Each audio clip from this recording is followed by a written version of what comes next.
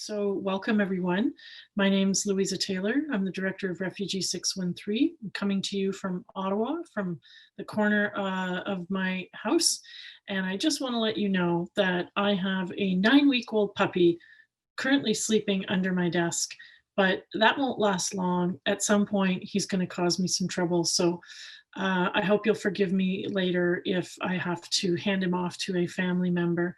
And if it works, I'll give you a little puppy sighting, and that will give us all a bit of a break from life on Zoom. So thank you very much for choosing to spend your time with me here today. We're going to talk about communications for the busy ED, and really fundamentally get to some basic principles that we can use, not just in our work, but in any communication that we're doing. And so we're really going back to basics and asking, what is strategic communications? What does it mean to be strategic about how you communicate, and how can you incorporate that in your work? So what I'd like to do is start by asking, one sec. Oops. There we go. If you can go to the chat and tell me who's in the audience today and what do you want to learn? So when I say who's in the audience, I'm really looking for the role that you play in your organization, or what part of Ontario you're from. I'm assuming everyone is in Ontario. And what you're most interested in getting out of today's session. And that way that I can tailor some of what I'm talking about to meet your needs. So I'm going to give you a couple of minutes now to head to the Q&A and just type in there what your role is in your organization and what you want to learn today.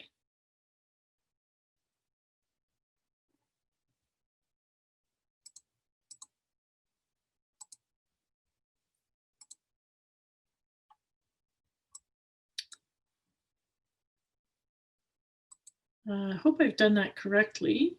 I'm hoping Anthony can let me know if I have. I'm not seeing any responses come through in the Q&A window that I have up.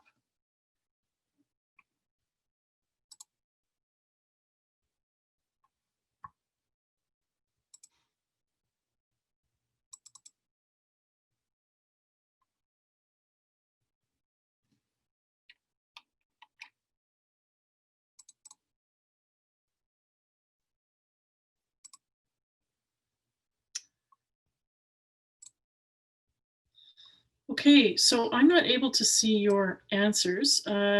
So I did plan in case that happened. Oh, there we go. Excellent. Thank you, Martha. I can see your answer. Yes, the platform's a bit awkward, but that's life in the virtual world these days. You're interested in how to manage multiple roles. Can you tell me a bit about what that means for you? And that will help me tailor my content to that.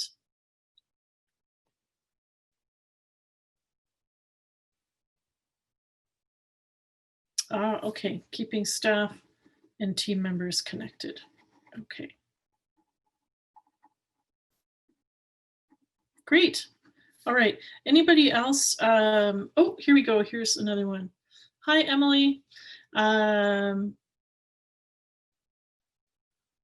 Oh, Emily, you're working in looking at research and knowledge mobilization in the immigrant and refugee serving sector and developing training for frontline workers.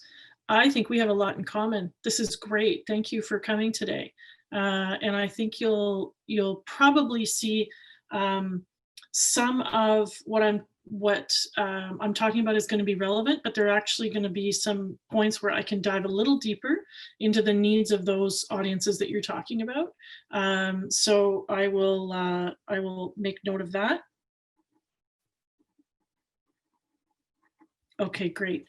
And anybody else, I'm going to keep the Q&A open on the side of my screen. So if anybody else is able to type in as we go, I'm happy to address your points as well.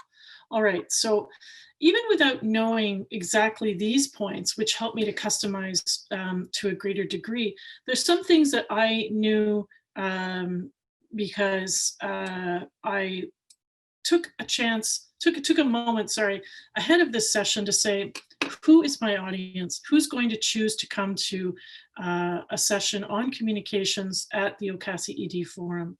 And there's some things I know about you without meeting you and without asking that question. So things like, you probably work to welcome and integrate newcomers in some fashion. You may be in a leadership position because it is the ED Forum. Not everybody, but most people here are in a leadership position. You're interested in communicating better, and you're extremely busy. And so you've decided that you're going to take time out of your day to think about this. So that means to me that you're focused and you're looking for something helpful. So I want you to remember this later. The first thing that I did when I was planning for this session was not think, what is my message? I thought, who is my audience? Because I want to add to your knowledge about communications. And so I want to know what your desires are, your circumstances, and your perspectives. That will tell me, what do you need from me in order to come away feeling like there's been good communication and feeling like you've heard my message. And so we're going to come back to that throughout the presentation. But I just wanted to kind of show you one of the most important things, and you're going to hear it from me many times, is know your audience. So who am I? That's part of knowing your audience, is building trust and having them know you. So for those of you we've not met before, I'm a former journalist, and then I did strategic communications. And through both, when I was a journalist, I did a lot of writing about refugees and immigrants. And I continued that as a volunteer when I was doing strategic consulting. And then in 2015, I was part of a group in Ottawa that formed Refugee 613. I'm going to tell you a bit more about that. So what is Refugee 613? Our vision is everyone thrives in a welcoming world. I'll explain that the 613, for those who aren't aware, is for our phone code, because although we now work at the national and provincial level, we are very much grounded in the learning we have at the local level from the first line colleagues who work in partner organizations and as part of our coalition. And so we also very deliberately in our vision say everyone thrives in a welcoming world. That is to signal to our audiences that we aren't just communicating to newcomers, we aren't just communicating to settlement workers, we aren't just communicating to private sponsors. We are about building a more welcoming world so that everyone can thrive, and we do that through the lens of communication for refugees and refugee welcome.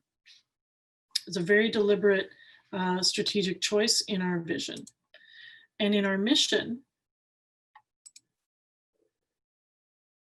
sorry, a bit touchy on the advance. We're an agile and innovative communications hub that informs, connects, and inspires people to build strong communities through refugee welcome. So again, we're deliberately inclusive. There's no limits on who we will work with. If they're interested in building a stronger community and they're doing it in a way that touches on refugees, we are happy to support in whatever way makes sense for us and is appropriate for our mission. So just a bit of a quick background. We were created in 2015 by a grassroots network in response to public interest to support Syrian refugees. We all experienced that if you were in Canada in 2015. The focus for us was knowing that there was a robust settlement sector and there were all these private sponsors and all these people who were coming new to both, and that they were handling the service end of things, but where we were struggling as a community was connecting those dots between each other, and particularly in communicating with each other, with the newcomers, and with the wider community. So it was designed to facilitate public engagement and collaboration to improve the way that we welcome and integrate refugees. So the founders and our current governance and our current stakeholder committee includes representatives from settlement, health, volunteering, social services, faith groups, many more. And so as always, in everything we do, communications is our lens. So we look at information flow, we look at audience and how they consume, their consumption patterns. We look at using new tools, particularly digital tools, because we find that there's a big opportunity to use them more in this sector. So who are we? We are community and we are staff. Ooh, this didn't, sorry about that.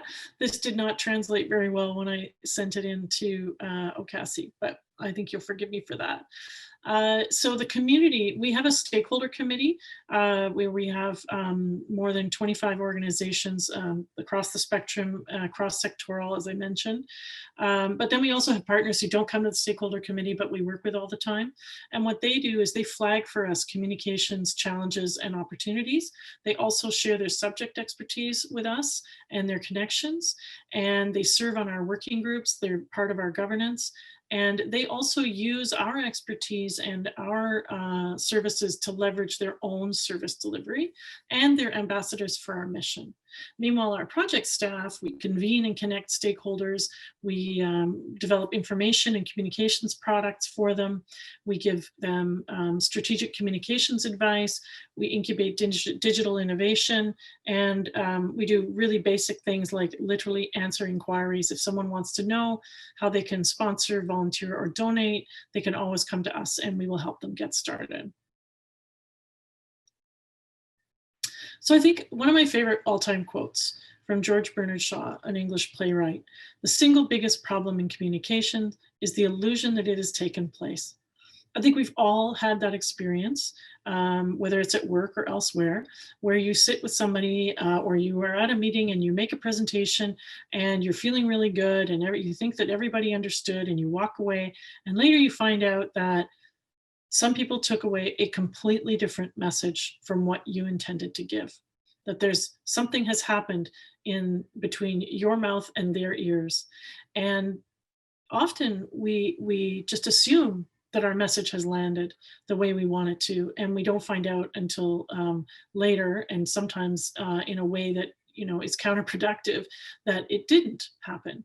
Now, what you don't want to be is like our current Chief Medical Officer of Health in Ontario, who recently raised my blood pressure by sort of saying, "What is it about my message that you don't understand?" He was acting as if it was all the audience's fault. If we're not getting our message across, it's because we haven't found the way to communicate that message. Our audiences have different needs from us, and most of the time, it's not because they're dumb. It's not because they misunderstood. Often it's because we have not delivered the message in a way that makes sense to them, that their ears are open to, that their mind is open to hearing, that they could find easily and in order to listen to it and understand it. So it's important to keep in mind that we often think communication has taken place and we feel really good. And in fact, we've got a problem that we don't even know about. So keep that in mind as we go. And that's why we talk about communications and strategic communications being about being intentional. So what is communication? Hang on one second. So we think we all know what communication is, right? I'm talking to you right now, I'm communicating. We send emails every day, we call people, we get on Zoom calls, we create documentaries or TV shows, social media posts. All of that is communication, that's true. But just because everyone can, consume a great movie, we're not all great movie makers and film directors. And it's important to remember that communication is as much about how we do it as it is the fact of doing it at all. So do you find, I think Martha mentioned, there's a challenge in keeping staff and team members connected. So clearly there's something happening in terms of communication. I imagine even more difficult right now because of we're all working remotely, or most of us are working remotely. So there's a challenge there that has to be overcome. And so there are, and if any of you have children or partners, you know that sometimes you can say something and you think you've communicated to them and they hear something completely different. So we all communicate, but we don't always do it intentionally, and we don't always do it well. And so in this brief time together, we're going to delve into the communication process to show how through a bit of planning and thoughtfulness, you can do it better. And so that's the main message today. Pause and think and plan a bit before you communicate. So we'll get into why and how next. For now, I just want you to know that to have an impact with your messages and create the desired income, a little prep goes a long way.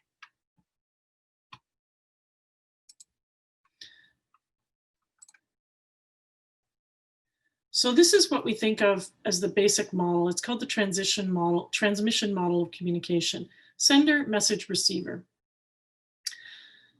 We craft a message, we send it out, expecting that the desired outcome will be achieved.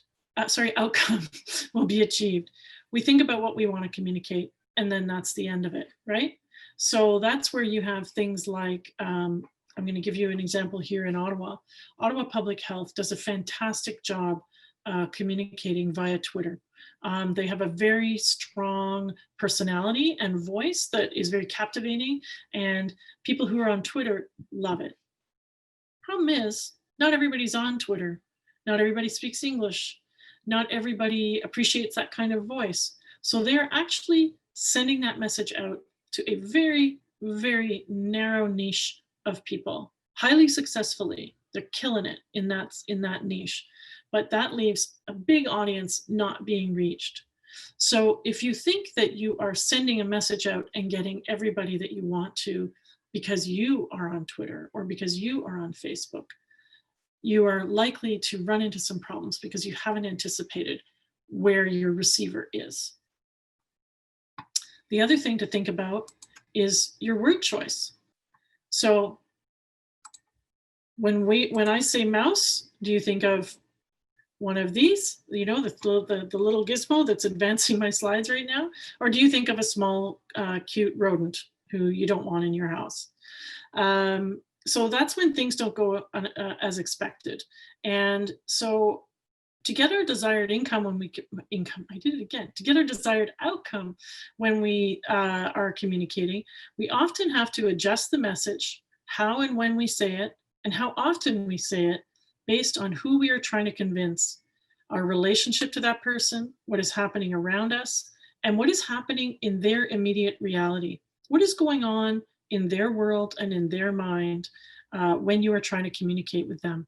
All of those things we sort of call noise. That sounds like it's discounting the importance of the things that are happening in the world, but it's really just to describe that there's that noise that they are experiencing. And if you want your message to land with them, you have to rise above the noise or cut through the noise in order to be heard. And so that's where communications professionals, and in particular strategic communications professionals, really can show their value to an organization, or a strategic communications approach can be adopted by someone who really wants to improve how they communicate. These professionals are trained to consider these points and overcome them so that your message lands where you want to. The great news is that you can learn some of these skills too and apply them in all aspects of your work. So what is strategic communications not? I want to clear up some misconceptions. Strategic communications is not saying the same thing to everyone in the same way on the same channel and expecting success. Often we find that people think, if I just get a press release out, everyone will get my message and I'll get what I want. And that ties into the next one, which is trying to get media coverage without a clear goal or plan. And centering your message ahead of the audience's needs. This is a big one. So when you are trying to communicate, you have a very important point you want to communicate, like the Ministry of Health and the COVID restrictions. They're centering their message ahead of their audience's needs. They're trying to communicate something incredibly complex, and they're not thinking enough of what we as their audience need.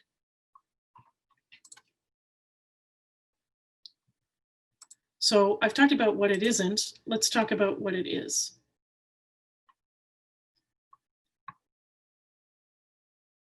It's about infusing your communication with a goal and a plan, communicating the best message through the right channels as defined by your audience and their needs, and making strategic choices. So choosing, instead of just doing something or anything to be seen to be doing it, like, hey, it's often the EDs I will say who say this kind of thing.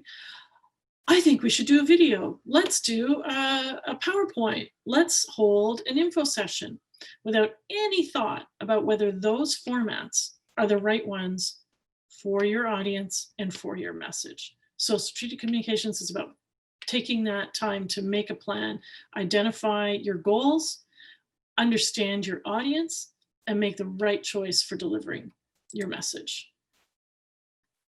So communication goals should always include, we're going to break this down a little bit.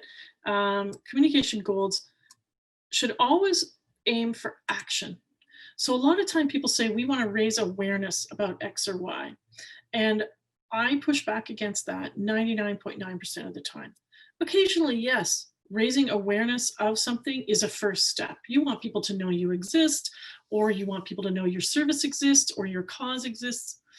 Or the issue exists if it's an internal communications problem.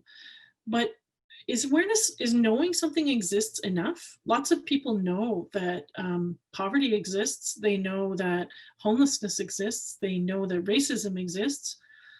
What you want actually is to move them from awareness to action. So there's an element of behavior change here. And that's why we really urge in strategic approaches to communicating that you seek action. And you think about, what is that action? Is that action clicking to like a post because it fits with your communication goals? Is it donating to you? Is it communicating in a certain way within your team? Is it showing up more for certain events? Is it getting a policy change? Be really specific about what your overall goal is and the action you want to see associated with that. And that brings me to focus on one goal if you can. I recently saw a messaging campaign that had about 12 key messages, which is bonkers. Nobody can follow that. So this is one of the problems you will have, is that people want to kind of pile on communication goals to their strategic choices. And the fact is, you're much better off focusing on one, maybe two very simple key goals, and really being laser-like and focused on those goals as you make all your other choices, and resisting the people who want you to add on other goals. And then come back to that goal over and over as you plan. So let's talk a bit about how you set that goal. And here's an example of awareness versus action. So you want a staff member to, you're saying, I just want them to listen to me. Do you really just want them to listen, or do you want them to actually do something based on listening? So you're kind of teasing out the difference between the knowledge and the action. Do you want donors to know about you, or do you want them to actually click that button and donate? Then you're going to have different wording and different messaging, and possibly a different platform to reach them. And again, the example I just gave, do you want the community to know about your issue, or do you want them to sign a petition or show up for a rally, or support a motion you have, let's say at city council, wherever you are. Those things, that's what I mean by distinguishing between awareness and action. And when our hearts sink as communicators a little bit every time we hear subject matters and community allies say, we need to raise awareness about X. Most of the time, they don't know it, but what they really mean is, we need to raise action about X. And once you pivot and see it with that different frame, you see that you're actually going to do different things in the communication you are giving them, because you're asking something different of them than just knowing, just receiving the information. So I mentioned that audience is super important. Leaders in settlement have multiple audiences. Do they all have the same perspective? No. Do clients have the same perspective as partners, as the board? Do funders have the same perspective as politicians? And should you deliver your message the same way to each of them? No. I just have to say, as a communicator, it's absolutely killing me right now that the kerning on my presentation is all messed up. So please apologize for that. Something definitely got lost in transmission there. So you know that your audiences have different perspectives. And that means you have to really define your audience and know who you're talking to, and then put them first. Always put them first. So who do you most need to hear your message? This is where you go from general public, let's say for Emily's example, newcomers, or a different audience, frontline workers, right? What do they need from you to hear what you have to say? Martha had mentioned staff. So we've got an internal communications challenge there with staff who are have different. You're going to have to sort of dive into what is going on for them in their environment. Sometimes it's in their personal life. Sometimes it's in their interpersonal dynamic. What do they need for you to do to get past all of those things for them to hear your message? For newcomers, I can tell you what we have learned over time. A lot of this is known by frontline staff and people who work with them and us, but some of it is not yet fully identified. And that is, for the particular population you're trying to reach, what is the language you need to communicate to them in? What is the platform where they want to receive this information? And what is the format within which they'll want to receive that information? And another piece is considering, are there cultural touch points that you should either touch on or avoid to have a better chance to have the message land? Is there something about gender? Is there something about language? And I don't just mean their spoken language, and we'll get into that later, but the language, the way they like to be communicated to, or their faith, or their personality, or their lifestyle. So you see, there's lots of factors to consider, and some of them are going to be relevant and some of them are not. But if you pause and ask yourself these things, you're going to get a little closer to deciding exactly how you're going to communicate with that audience. So know their preferences. Where do they get most of their information? So if it's your staff, is email better? Would they prefer a Zoom webinar? Would they prefer a one-to-one conversation? Who do they trust and who do they not trust? That's a big one. If you're trying to communicate and nobody knows you, then you may be really up against a huge challenge. Better to partner with trusted sources of service or information so that your audience is more willing to have their ears open. And as I mentioned before, what language do they speak? So not just, is it English, Arabic, Kiswahili?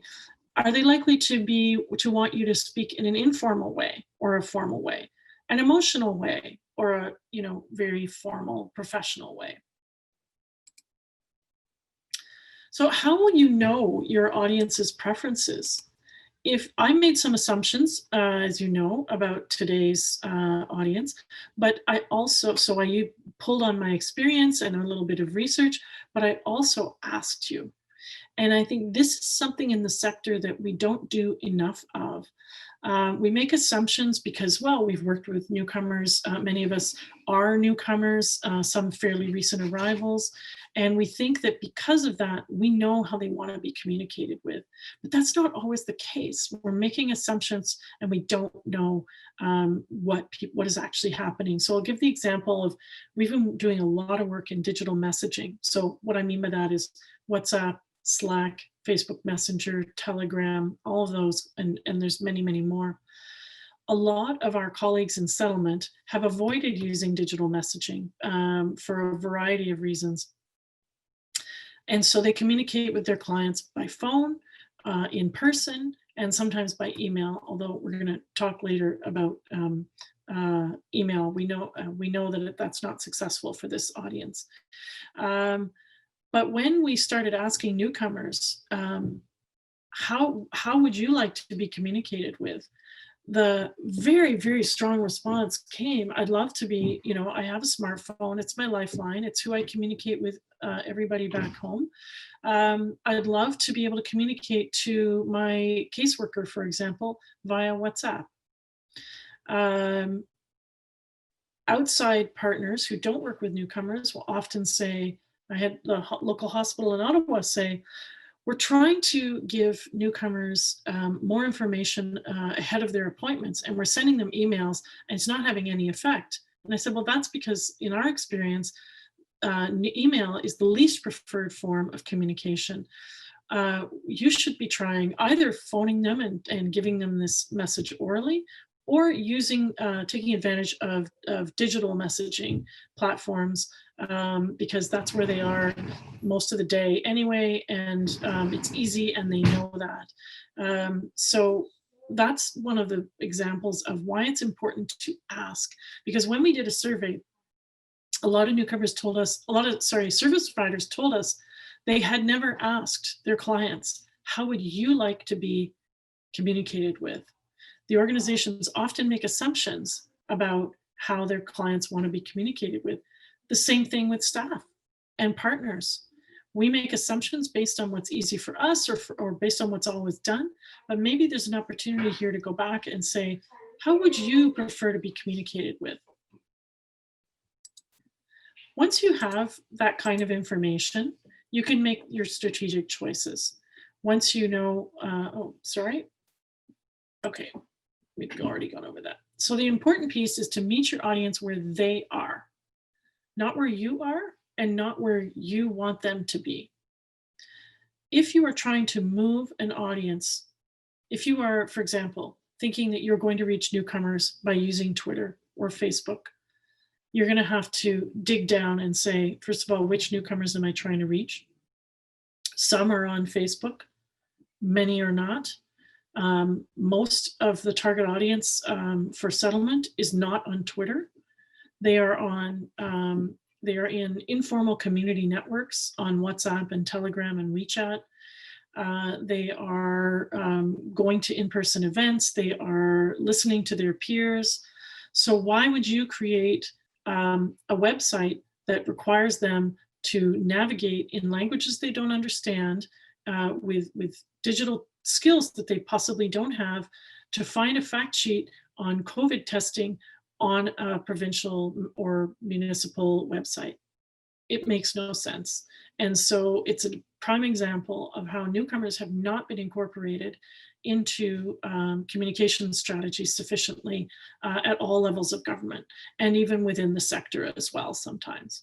And so that is I'm giving you the newcomer example because we're all related to settlement in some way here, but you could use it for any audience.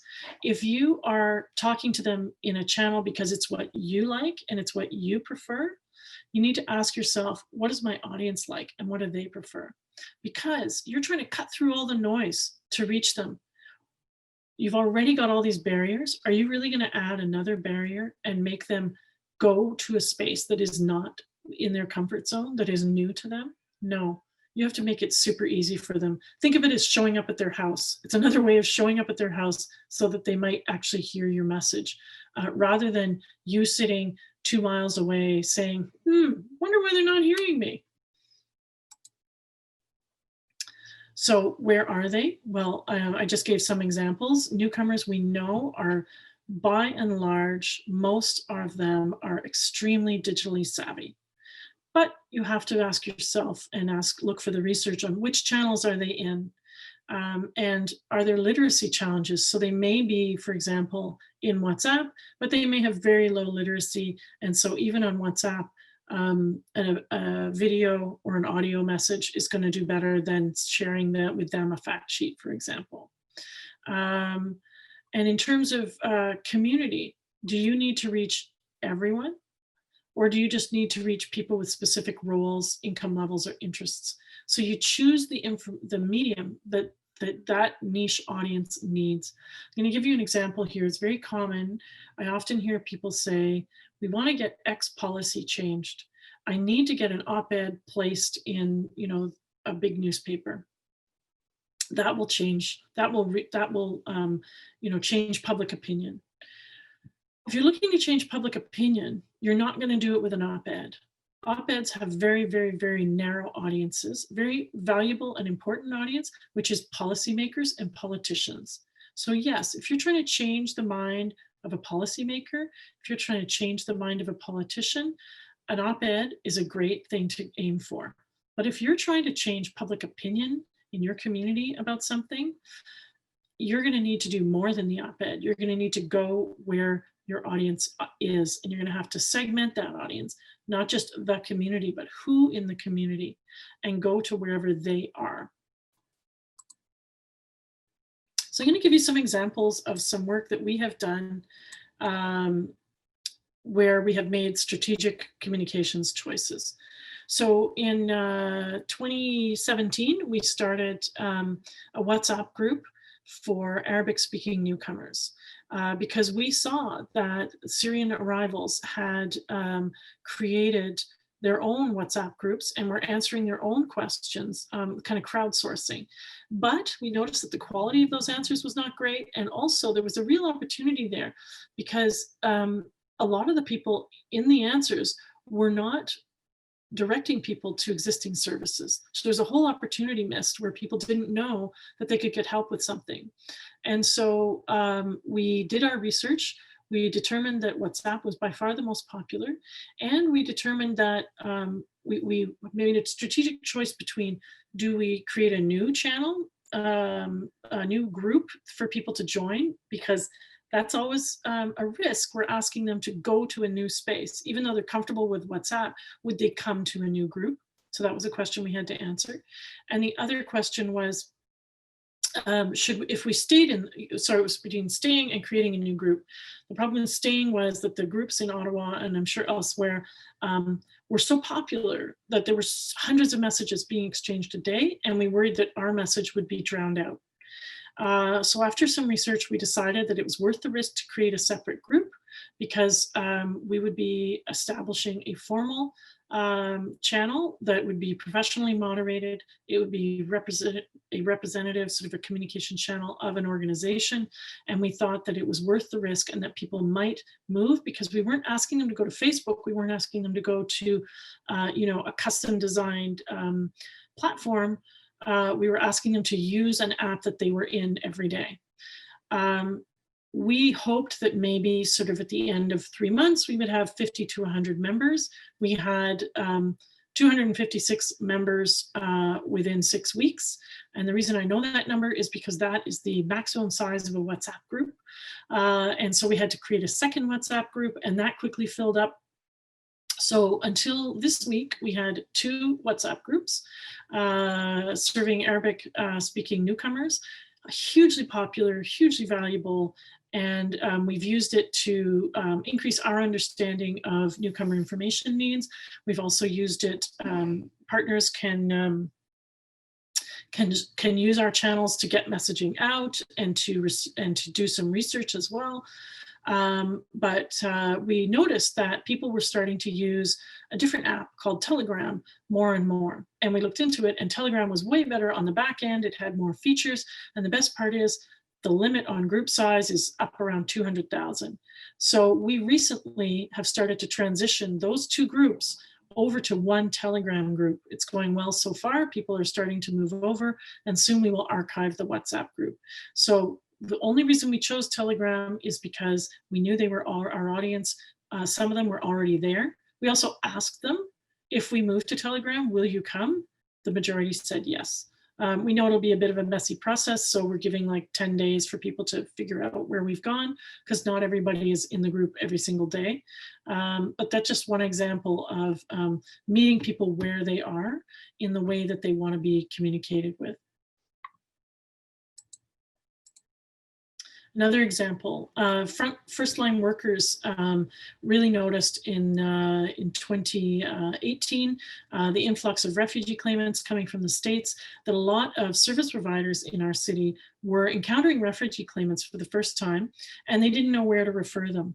And we found that unlike government-sponsored refugees or privately sponsored refugees, claimants don't come with a, prearranged connection and help with navigation. And so how could we reach them and give them some navigation advice that will bring them into the system and help them find their way?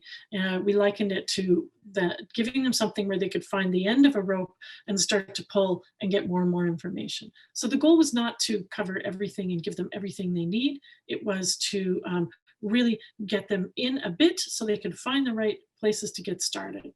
And so, but we don't have a master list with everybody's phone number of refugee claimants in Ottawa. And the issue was coming up in person. Service providers were meeting claimants in person. So why not arm those people with a good old fashioned paper product that they can give people who can then start to make choices to make their settlement easier and find the services they need. So we came up with this, it's called toolkit, fancy word for brochure. And we worked on it with our partners in housing and legal aid and settlement. And it was so successful that because we convene stakeholders on a regular basis and the Ottawa Police come to our table, they knew about it and they ordered 2,000 copies to give to their officers, because increasingly their officers were being called to assist cases that really had nothing to do with the police and were not criminal at all. It was a refugee claimant, perhaps, who was homeless because they didn't know how to find a shelter. And so the police officers, instead of turning it into a criminal situation, could hand them this brochure and they help them get started. So that's been really successful, and it's due for an update. And it's an example of, not everything is going to be digital. So some new initiatives that we're doing, we have a Facebook information hub right now, a very local pilot version, where service providers and newcomer leaders can come and share COVID-related resources that they've found, or get COVID-related resources that they need, or ask if anyone wants to partner with them to develop new resources. And so we piloted that in the spring. It went really well. And we have a database attached to it, and we now have funding to scale it up nationally. So that's something that we're going to be doing in the next couple of months. And the idea is to close the gap and connect people to information, and to do that by going where they are. Now, this is a really interesting question. We chose Facebook, even though we know that a lot of people aren't on Facebook, but it was the best of the bad options when trying to sort of get universality. And the pilot showed us that, yes, service providers will come there, and for the most part, and they're happy with it. The newcomer leaders were not coming, which we weren't hugely surprised by. So in the new iteration, we are thinking that we may adapt how we engage newcomer leaders, diaspora community leaders, to receive this information. And we're going to do some focus groups with them to find out what might work for them. Would they prefer not to go to Facebook, but to receive a regular bulletin via a WhatsApp group? Would that work for them? Would they like a newsletter? Things like that. So we're going to be doing some design work with them to ensure that we're getting the information where they want it to. We've also been developing videos, because we have heard and listened to the message from our partners in settlement that there are some groups who much prefer to receive their information via video or audio. And so we've got a YouTube channel where we have a variety of pandemic-related information in video in a variety of languages. Early on, it's been very much testing which language group needs video the most, or there will be pickup. And some of it has been very Ottawa focused. But, for example, we've been doing things like, as soon as there's been new guidance from Ottawa Public Health about mask wearing indoors, which stage of lockdown we're under. We just record a quick video. We did one a couple of weeks ago in English, French, and Arabic. And just to give people the highlights, a summary. And we've learned a lot. And we've learned a lot about our audience preferences. They prefer shorter videos. They prefer them fast. And so we're working on building our skill set and meeting those needs better. And we have an audience, because of what we've learned, we really see that on the ground, we're all struggling to meet newcomer information needs because of a failure at a higher level, which is the health authorities and government to communicate well with newcomers. We're trying to fill the gap.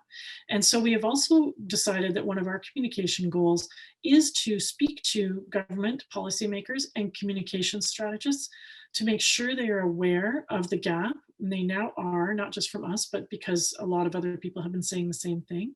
And we're trying to give them options for how to address that gap, to develop a different strategy for reaching newcomers.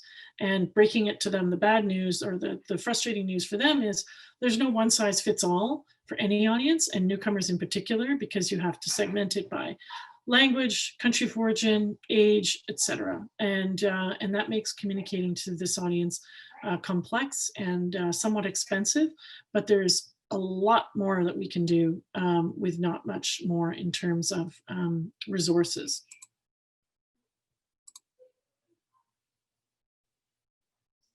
So I'm just going to reiterate the key elements of a good communication plan.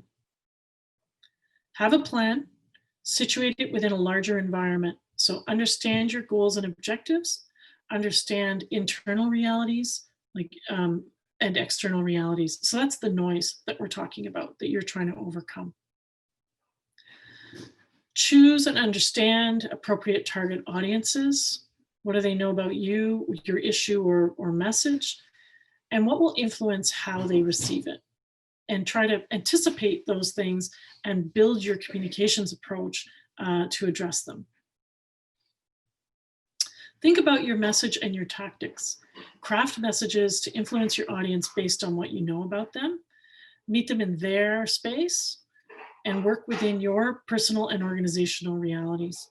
So sometimes people say, I've noticed this quite a bit, when I say, let's pause and develop a plan for this, a lot of people hear expensive. It doesn't have to be expensive. In fact, creating a plan before you do anything is going to save you from wasting your money. And you create a plan that fits your budget and your abilities. So you don't create a plan that, if you need to talk to your staff, you're not going to create a plan that you can't afford. For example, a big retreat, let's pretend there's no pandemic, a big expensive retreat where you want to get a message across. If you don't have the money for a big expensive retreat, you're just not going to be able to choose that. So you choose something that can get you close, but is within your budget and your abilities. I can't stress that enough. Planning does not have to be expensive, nor does it have to be slow. You can move pretty fast. I'll give you an example. I often do media work and super busy. I don't often have time to, sort of develop a whole talking points, etc. But what I do is, an hour before, or sometimes, unfortunately, even 5 minutes before I'm getting on the phone or on the air, I jot down, what do I want to achieve in this interview? And I write down what my goals are. I want to communicate about X issue. I want people to know X, Y, and Z. And because I do that, and I have that in front of me, as the interview goes on, regardless of the questions that I'm being asked, I'm able to see my goals, or if it's TV and I can't be looking at my notes, they're in my head, and I'm able to redirect to my goals, not just the goals of the interviewer. That kind of thing, that kind of planning costs you nothing except the 5 minutes that it takes to do that. And you can, there's a parallel to every meeting you have, every presentation you have. We recently did a presentation to a segment at IRCC, and ahead of time, we took our team, we took half an hour to say, okay, what's our goal out of this presentation? It's not just to, kind of barf it out, tell them everything that we're doing on this topic, and to look good. What do we want them to do? We wanted them to start working with us to make a difference in the policy area that we were talking about, because we had expertise and that was based on research. So we wanted to get to the people who are most involved in that policy area and make sure they knew our information and would turn to us as allies in doing that policy work. So everything about the presentation was crafted to achieve that goal. And we were very explicit about the action that we were looking for. We didn't put it in those terms. It was more, here's what we can do for you, etc. And it had the desired effect. After the presentation, the key people that we needed to talk to came to us and said, let's talk. This is a hard one. We often really wish that we could just communicate once and it's done.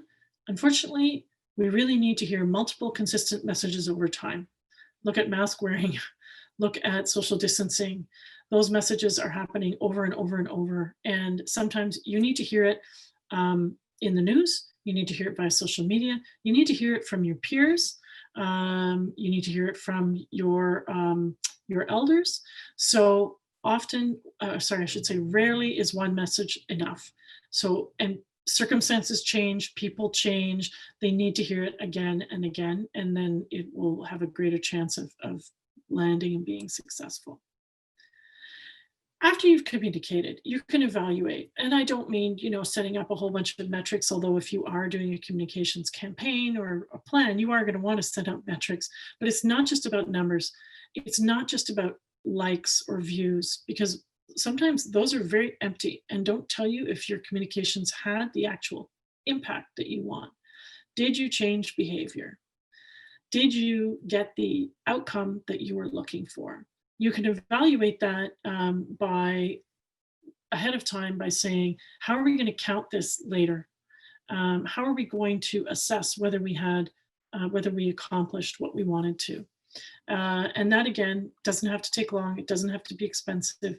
It just has to be done with mindfully, with thought ahead of time. So here's one of my favorite communicators right now, Dr. Anthony Fauci, who's unfortunately not being listened to as much as he should in the States. But he's very clear. It's not about how smart you are, but whether people understand what you're saying. It's not about looking good. It's about being understood. Dr. Fauci was speaking this week to science communicators. Scientists and other subject experts are often the hardest people to work with when it comes to achieving communication objectives. They are so deep in their expertise and their knowledge that they don't have the ability to come out of that and remember the rest of us who know nothing about the subject that is being discussed need to hear something different than the way they would communicate with each other. And I think Dr. Fauci is a great example. When he speaks, he's very clear. He's very simple. You know exactly where he stands, even though the topic is so complex. And so he understands that it's about his audience. It's not about him.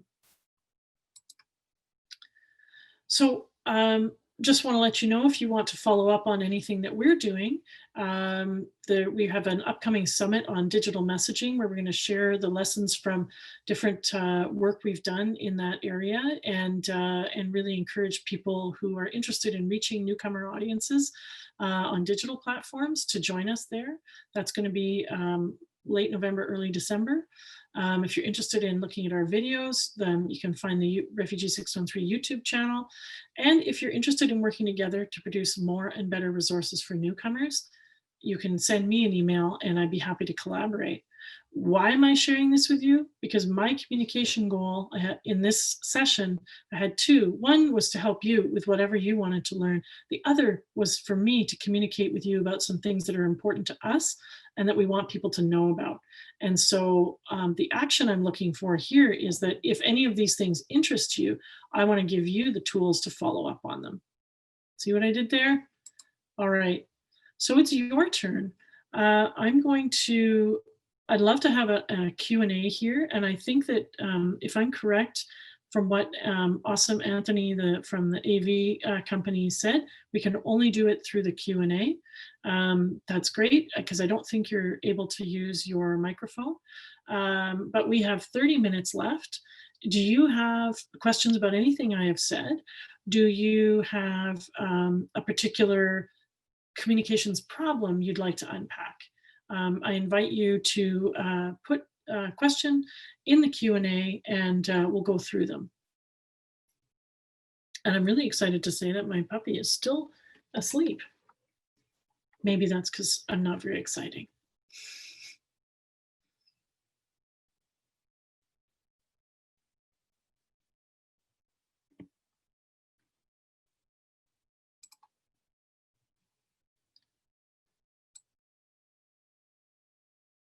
Just going to give a few minutes for folks to share any questions that they have.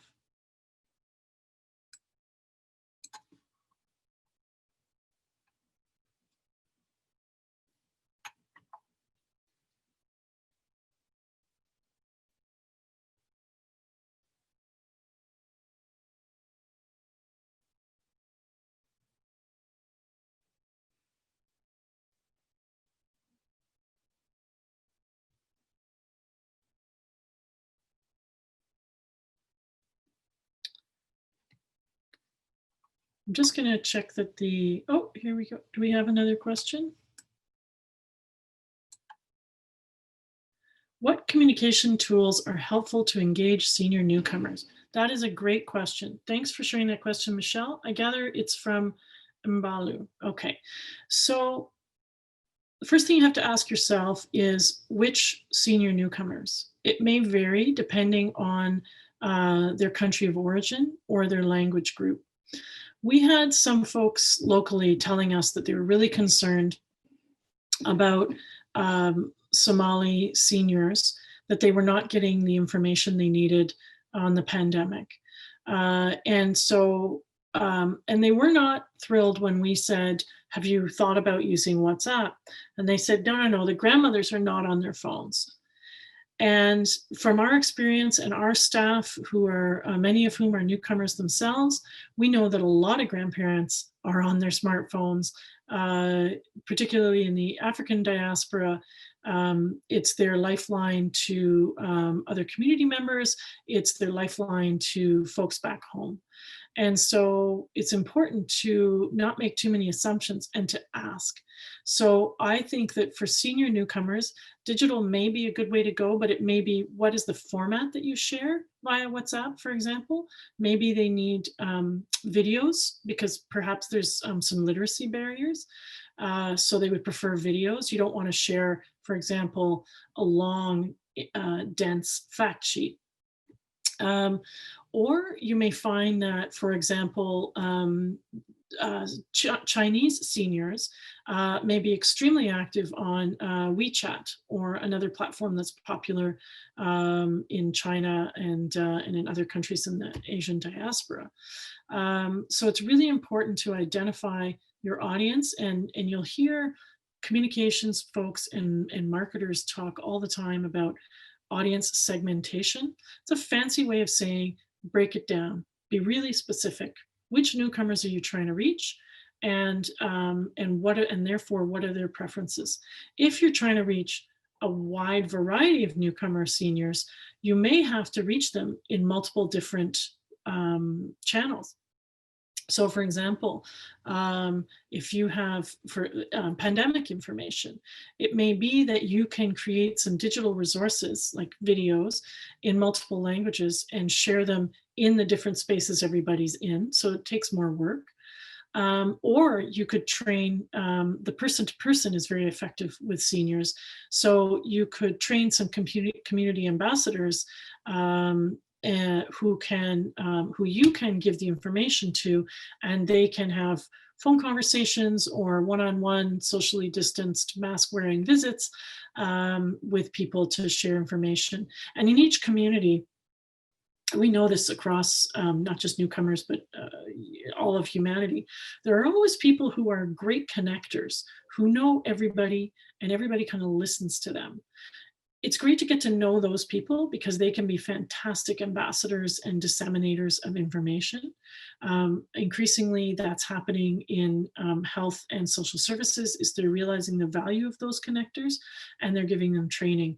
What's not really happening yet, are they giving them training or they're asking them to participate? Sometimes that creates a big burden on those communicators. And so we're increasingly advising people to think about giving those folks honoraria or some kind of compensation for their time. Figure out, don't assume what they want, ask them. Would they like opportunities for training?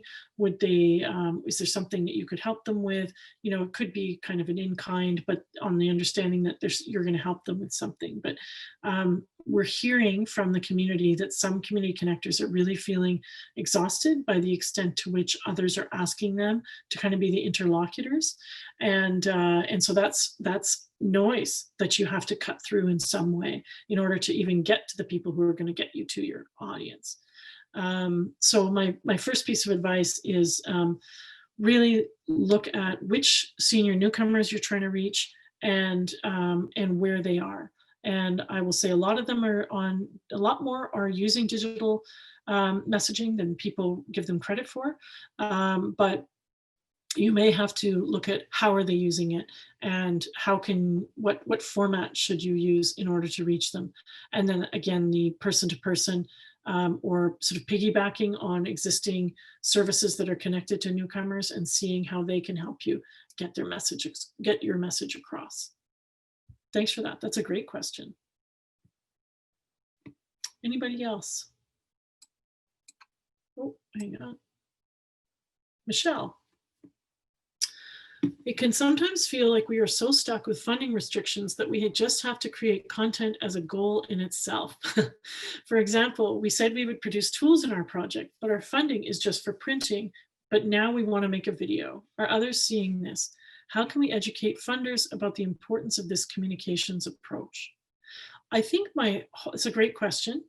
I think my hope would be that funders would understand if you explain to them that communications best practices have shown you that actually you set out thinking that you would produce something printed, but now circumstances and strategy demonstrate that that's actually not the best way to reach this audience at this moment, and you're pivoting to video.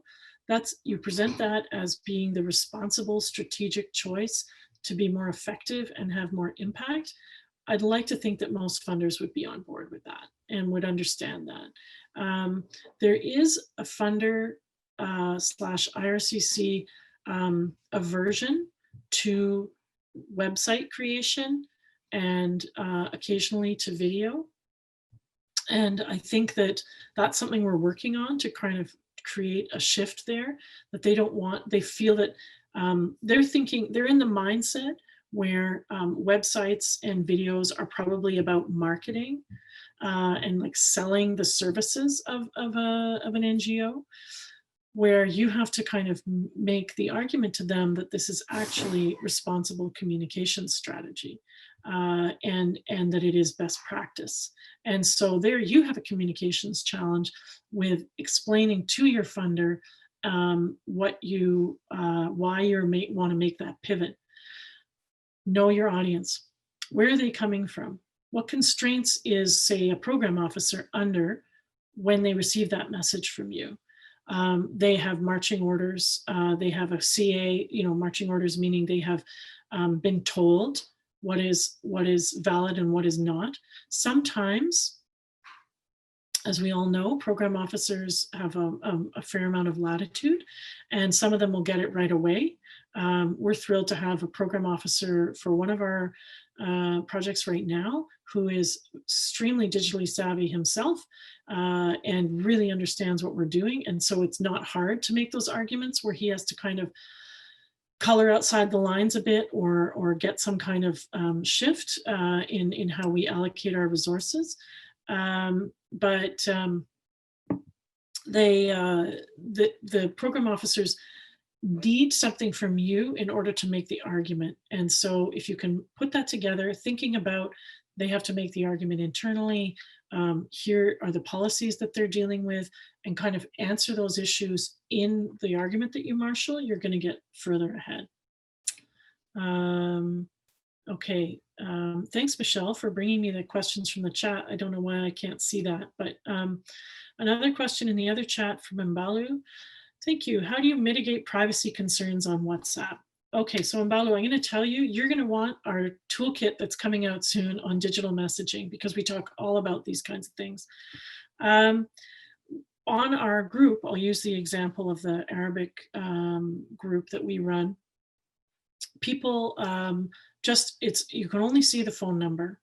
And if someone is concerned about privacy and they don't want people to know they're in the group, the only level of privacy where there's an issue is knowledge that they are in the group. That's it.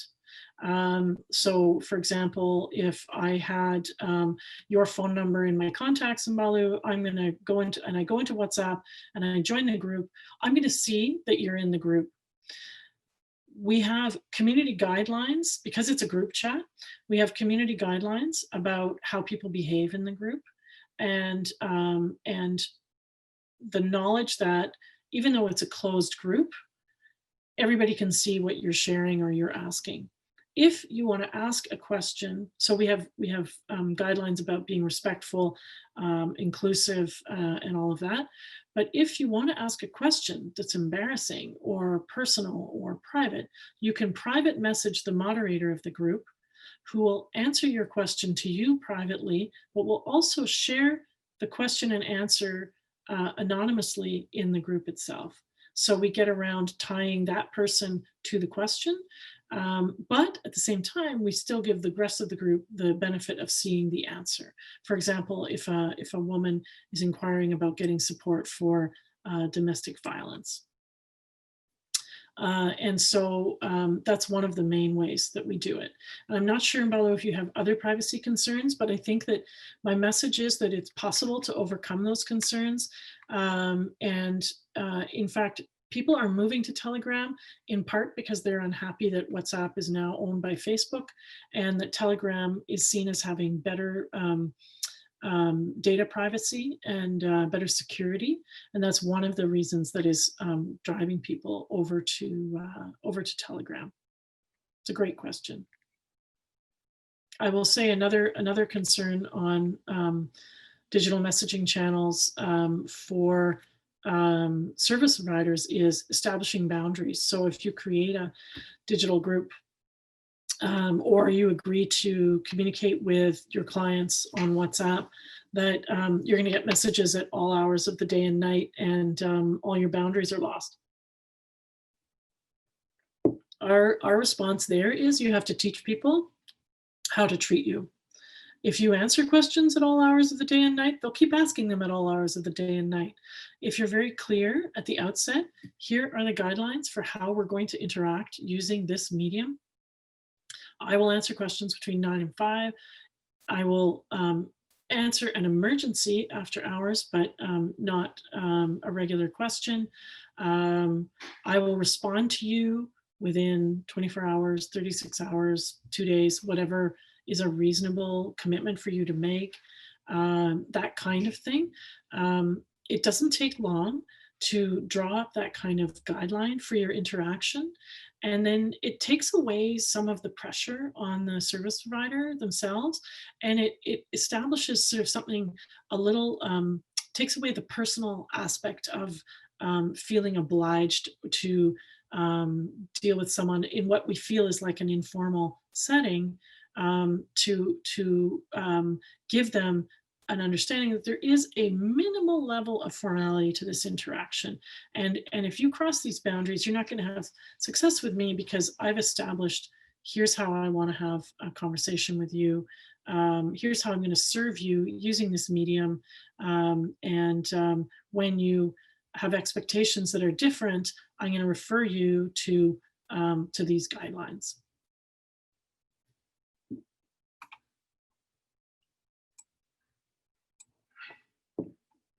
Yes, thank you. I just saw Malu's response. Guidelines are extremely important, and they don't even take that long to create, but they will save you later so much.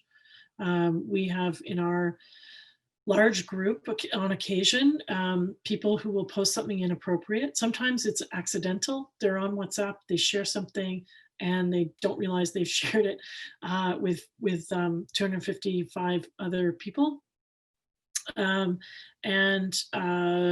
So we obviously are very understanding about that, but sometimes people will share something that is religious or political, and our space is very clearly neither.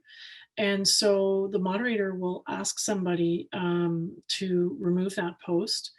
We'll ask them several times, we'll give them lots of chances, we'll quote to them the guidelines. If they're refusing to take down that post, they run the risk of being removed from the group. We've had to do that a handful of times when people either were posting things that were inappropriate, or were not being respectful to others in the group. And in each case, we have guidelines we can point to. When you join this group, you agreed to these guidelines, and we're going to enforce them. That's a really important thing, is enforcing them. And that will make the space better for everybody. The moderator for our group is very warm, but very firm. And we've been told that people really like that. Some people joke if they meet her in person that they're so shocked that she's so nice, because she has to kind of impose rules often in that space. But that's just because that's her sort of what's the word I'm looking for? That's her role, is to be firm when need be. Yeah. Yeah, sharing photos and videos in the space. Yeah, those guidelines really matter. And the great thing about Telegram, Mbello, I'm not sure if you're familiar with it. In WhatsApp, the moderator cannot delete posts by others, but in Telegram you can. So you don't even have to wait, because what would happen sometimes is someone would post something inappropriate accidentally and then log off and not be on their phone. And so hours would go by and this post would be sitting there and everybody would see it. But now with Telegram, the moderator can right away delete it. So we're looking forward to seeing how that works out. Does anybody have any other kind of communications challenges? Because I know that I could talk for days about digital messaging, but I'm wondering if Emily or Martha, who raised questions earlier, if you'd like to speak a bit about your challenges.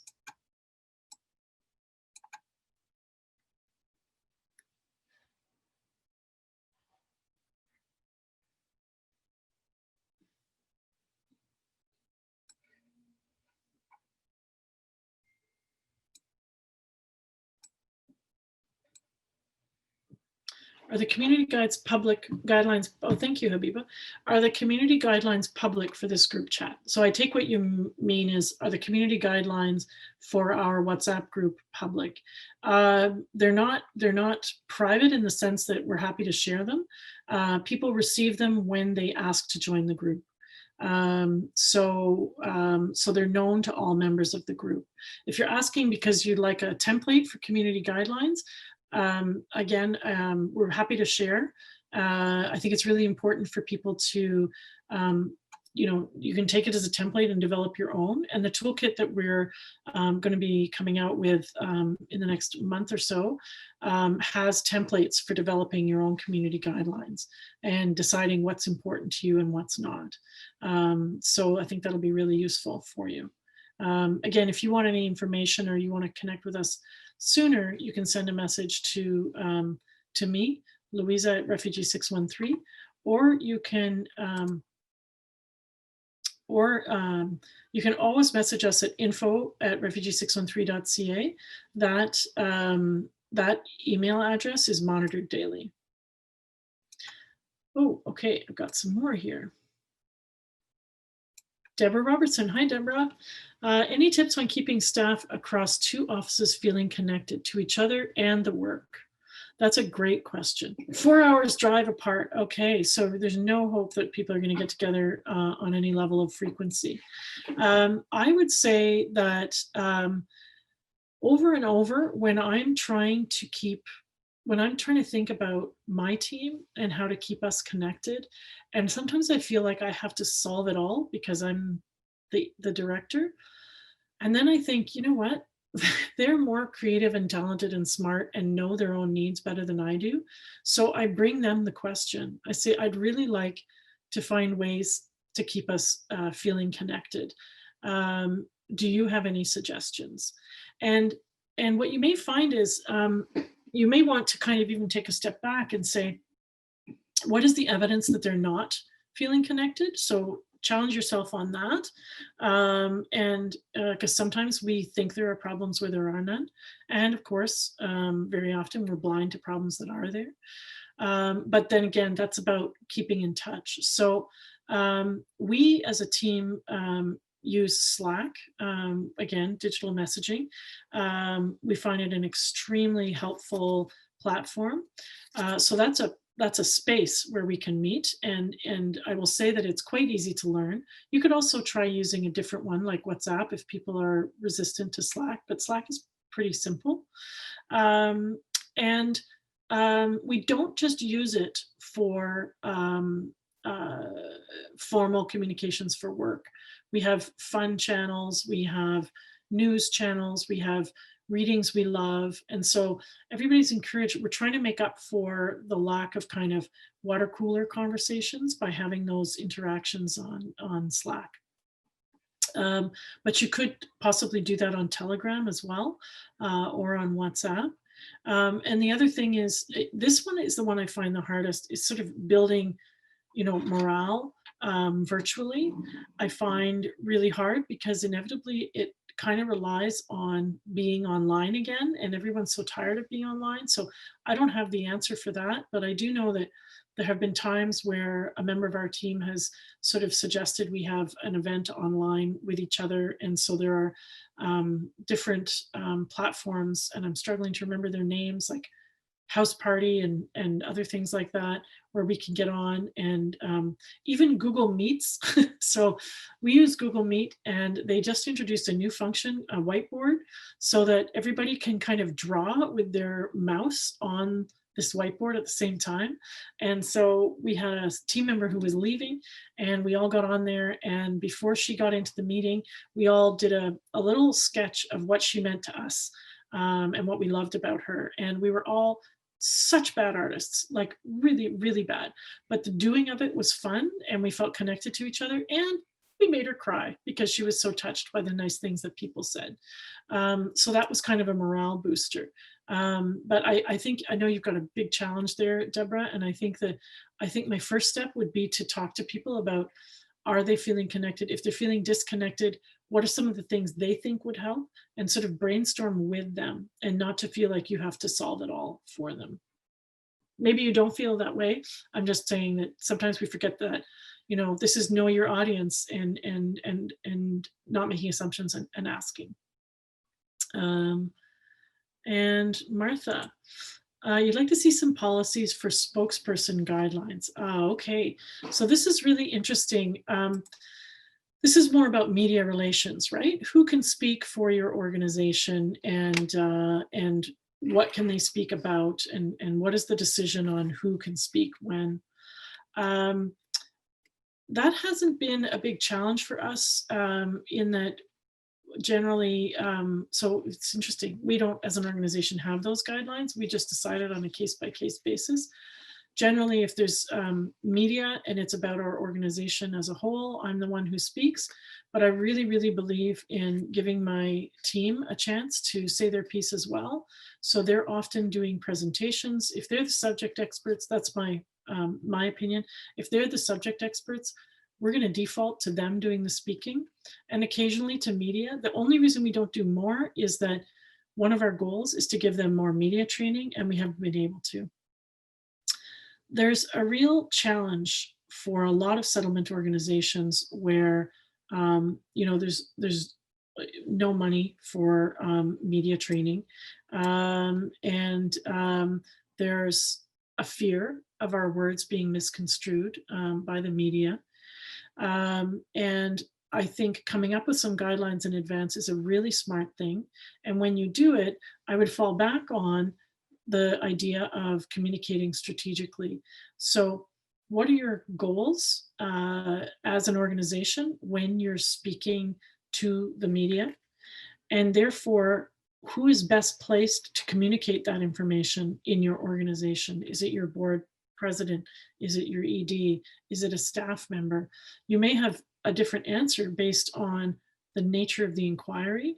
You may have a different answer based on who's doing the asking. For example, CTV National News is asking. You probably want to put your organizational head, not a staff member. But if it is very specific to a certain subject expertise, you may want to have your staff member who is that subject expert, because they're going to do a better job. They may not feel comfortable. That's also a big factor, I find, is people's comfort level. As you can tell, I'm not shy in speaking, so I'm pretty game for anything. But I've also had colleagues who would much rather feed me the information and have me do the talking. So I think the spokesperson guidelines piece is something that requires some thought and some of the same strategic considerations that you'd be asking yourself in developing your communication strategy. And I do believe that it's good to go through that process so that when it happens, you have a comfort level that you know who's going to speak and that they feel equipped to do the speaking. So setting some parameters for what they can and can't speak to. All of this tells you how important a communications plan is for an organization. That's a topic for a whole other workshop. But really thinking things through in advance is really important. I got a message that we have just a few minutes left, and I see on my clock it's 11:27. If anybody has one last question, I'd be happy to answer it. I'm thrilled that we had such great engagement on the chat. Thank you, Michelle, for being the interpreter so I could actually see the questions. I hope this has been a useful session for you. I'm happy to hear from you directly if you want to send me an email or connect with some of the work that we're doing. We're always looking for partners who want to share our material, but even more importantly, to help us develop it. So if you have resources internally that would help with communicating to newcomers or to anyone working on refugee sponsorship, refugee welcome, settlement services, etc., please do get in touch. There are so many communications challenges in our organizations, in our sector, that no one organization is going to do it all, and no one strategy does it all. But if we are thoughtful and we make some time to think through how what our goals are, and who our audience is, and how we can meet them where they are, we're going to get a little further ahead, and we're all going to be better informed as a result. So I don't see any new questions. So with that, I think I will say I think we're done. And thank you so much for such great engagement. I hope this has been useful.